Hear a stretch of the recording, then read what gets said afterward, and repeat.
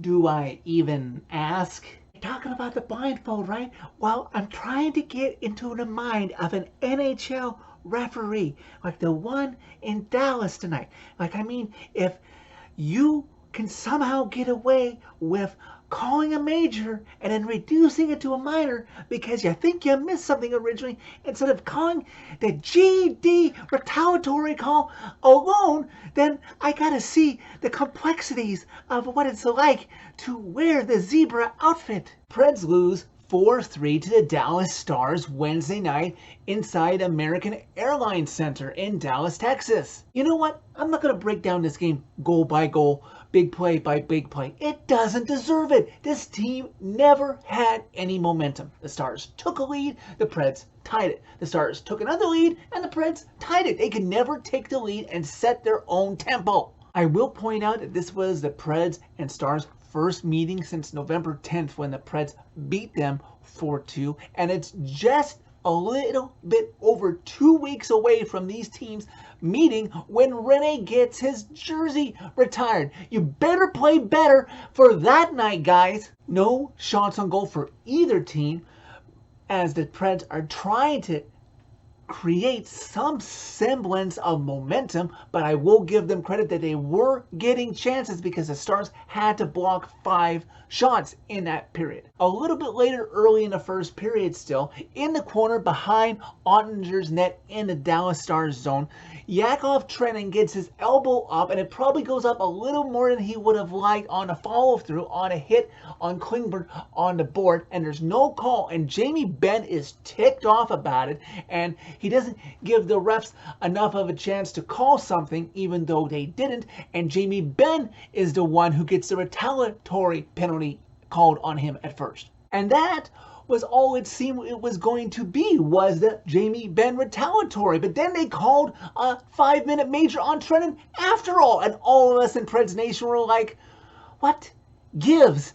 But because of that rule, they can call a major and then reduce it to a minor, or leave it as a major, or upgrade it to being tossed out of the game. We all remember what happened to Corey Perry at the outdoor game. And you know, they really still need to work on this rule, because I think the refs were looking for a makeup call, because yeah, I can overall, if they had called it in the moment, not been upset at the Trenin call, but if you miss it, you miss it. You should not be able to go back and rectify it if you can't see it initially. I will leave discretion for actual majors, so I don't want to be a hypocrite, kind of like when Corey Perry's cheap shot on Ryan Ellis. Trenin's major does get reduced to a minor, and eventually the Stars, through undisciplined play by the Preds, would get a 4-on-3, and Jason Robertson would open the scoring for the Stars. Later, I would appreciate Tolvanen, who should be playing a lot better at this point in the season, getting off the schneid,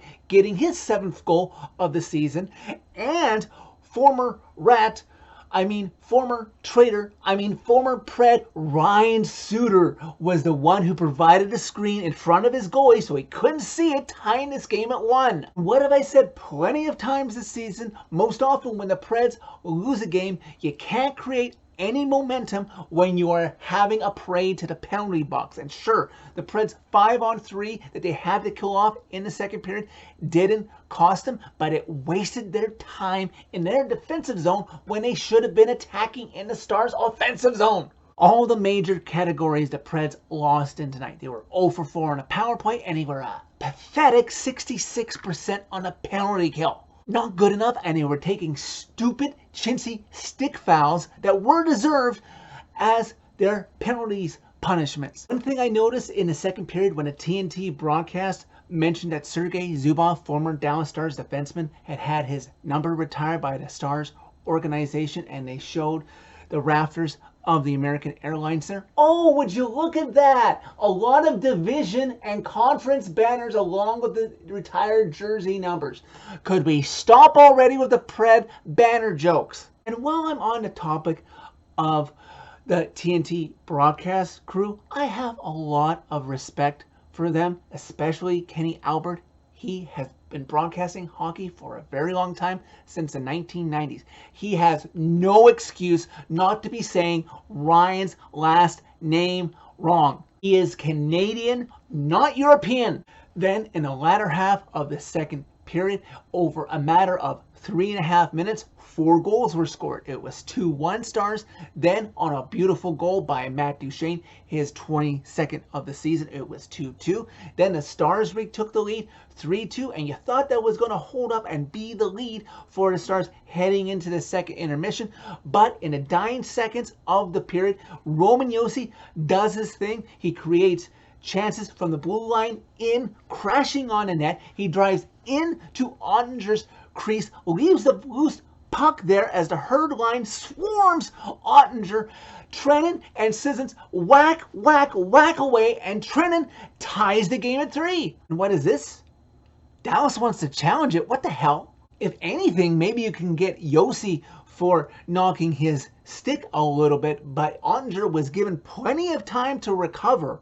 So I don't know who the Dallas Stars replay man is, but he's no Lawrence Filoni, so certainly and correctly so the Stars lose that challenge. And I honestly thought the Preds were going to get some momentum, getting a fresh sheet of ice with a power play, fresh, pretty fresh, not all the 2 minutes intact, going into the third period. Nope. Early in the third period, Nashville with some solid looks on the power play from the failed Dallas challenge, but they just can't get that fresh momentum going.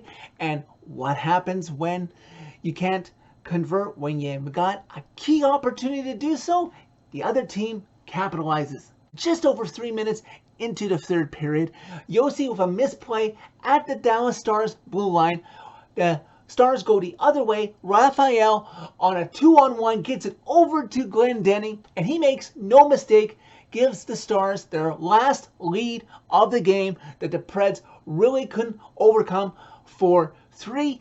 The Preds don't outshoot the Stars in any of the 3 periods, which if you want to win most games, you gotta outshoot your opponent at least 1 period, if not more. Stars win the game 4-3. I don't blame Saros for this game. Yeah, he let in 4 goals, only made 23 saves, but the quality of goals and the lack of specialty teams in this game, can you really blame him? I would like to point out though, use this game as an example, is that maybe the Preds should consider trading Rittich and calling up Ingram if you want a more reliable backup, so you can give Saros nights off now and then, because not in February, but the Preds have plenty of back-to-back games in March and in April, and you can't be playing Saros in back-to-back games if you want fresh legs come the end of April into May when the playoffs start. The Preds have a specific system that they play consistently, and it wins them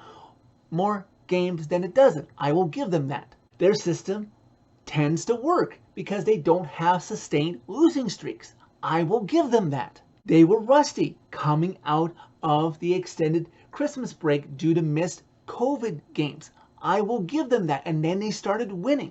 It has been 8 days since their last game because they haven't had as many postponed games to deal with as other teams have in this league this season, so they're allowed to be a little rusty now and then. Their next game is in 3 days at home to a nationally televised audience in Canada. The Canadian players on this team, which are a good bunch, no excuse not to show up against another Central Division rival lower than you in the standings. Shake it off and keep your foot on the throat of the inferior teams in the Central basement. So that's it for this video. Thank you very much for watching. As always, click like if you like this video. Click subscribe if you really liked it. You can find my social media by clicking on a channel name. Tell all your friends about Redemption. Just like the team, Preds Nation, shake off this loss. Don't let it get the best of you. Me thinks this team will be a lot better come Saturday.